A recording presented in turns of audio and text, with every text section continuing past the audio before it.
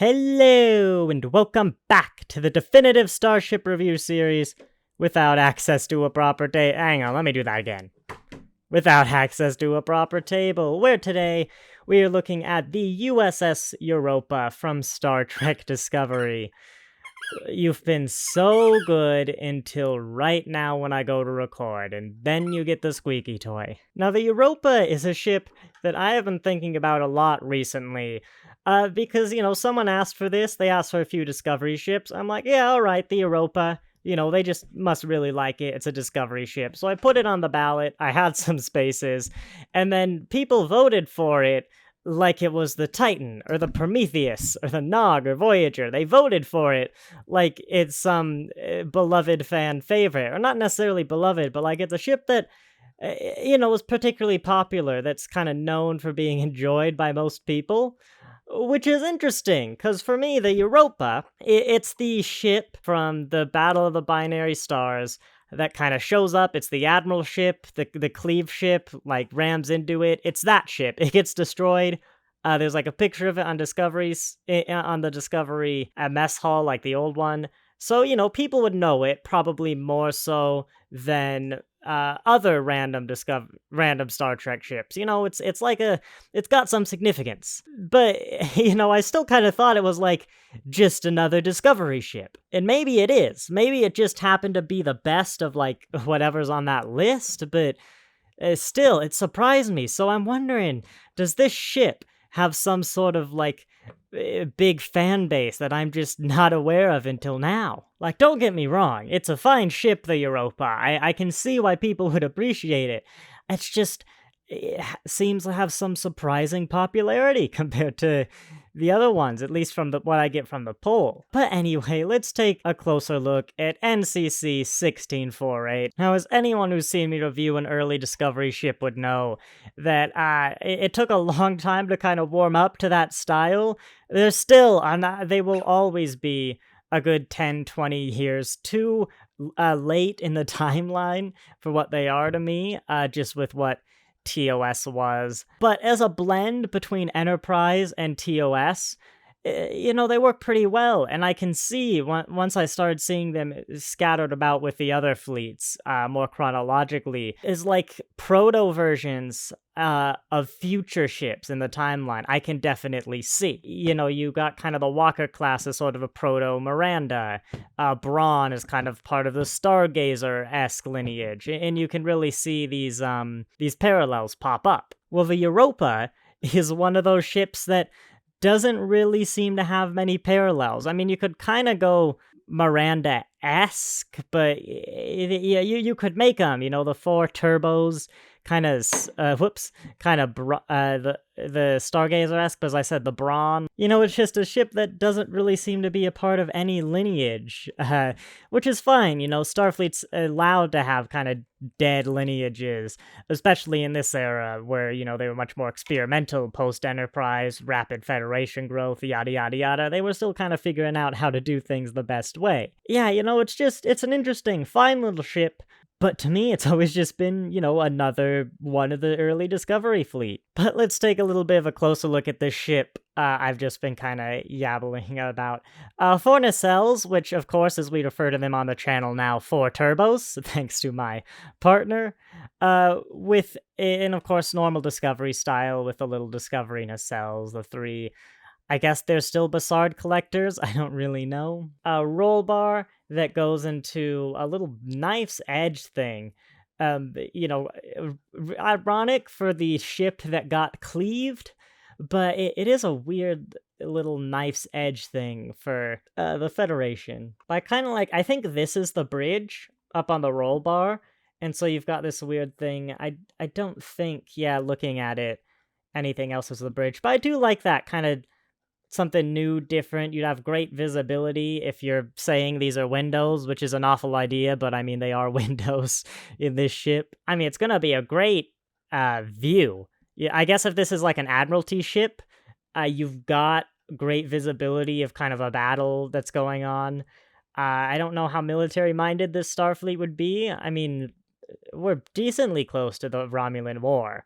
I suppose, when this ship would have been built. They didn't preempt, they didn't anticipate the Klingon War. That one doesn't count.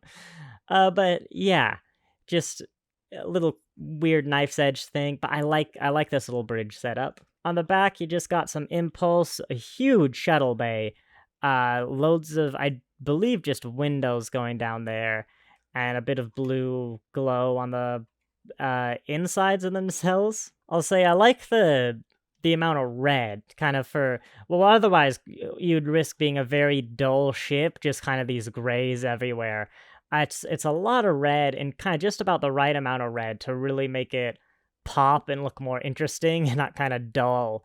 This is actually one of 3 Discovery ships I have along the wall. You might have seen it in some of my other videos. A lineage of all the standard size Federation ships in stations. The Discovery Picard, this bigger style, it just doesn't work next to the small ones.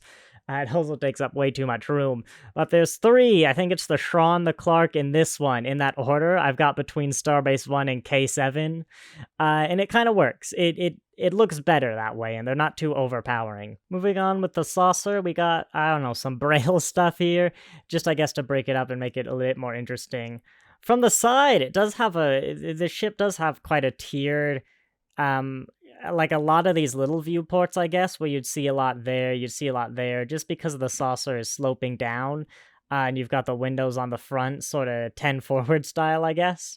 Windows all along the rim of the ship, with some little cutouts, because of course Discovery loves its cutouts. And then the bottom, the ship kind of could fly upside down with actually a deflector dish thing, but yeah, just some of this, it's Aztecing, but kind of looks like camouflage from this distance. I'm kind of far away, like that distance. And then yeah, just more kind of red pinstriping, generic greeblies that aren't too noticeable because they're over down on the gray.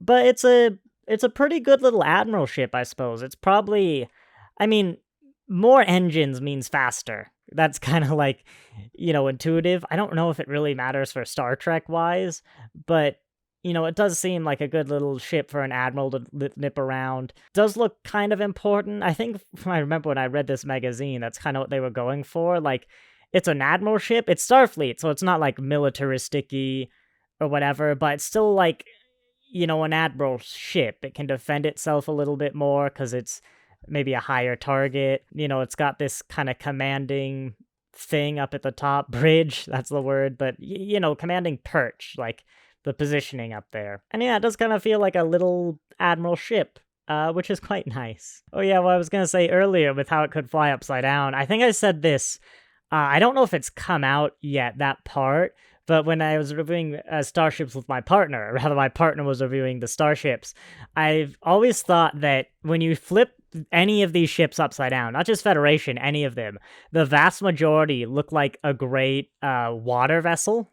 So, this would kind of be the water line for this one. And you'd have this as, some undersea viewport thing, and this would be more, I don't know, just the people up above the water would see, and you could skim along. I don't know why, but I've always thought that the Star Trek ships, if you flip them upside down, they're gonna look like pretty good watercraft, whether they skid along or they're half submerged. They're great boats. But yeah, I don't think I really have much more to say on the Europa, to be honest. Whoever requested this, I hope you're happy.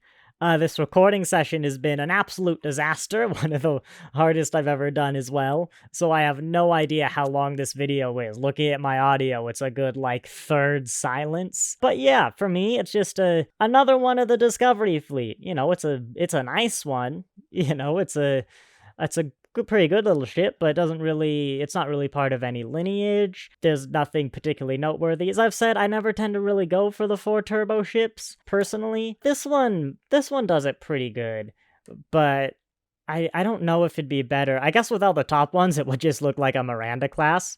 Without the bottom ones, it's hard to say, really. This is one of the better 4 turbo ships. But yeah, it's just the Europa. It's another ship of the line to me.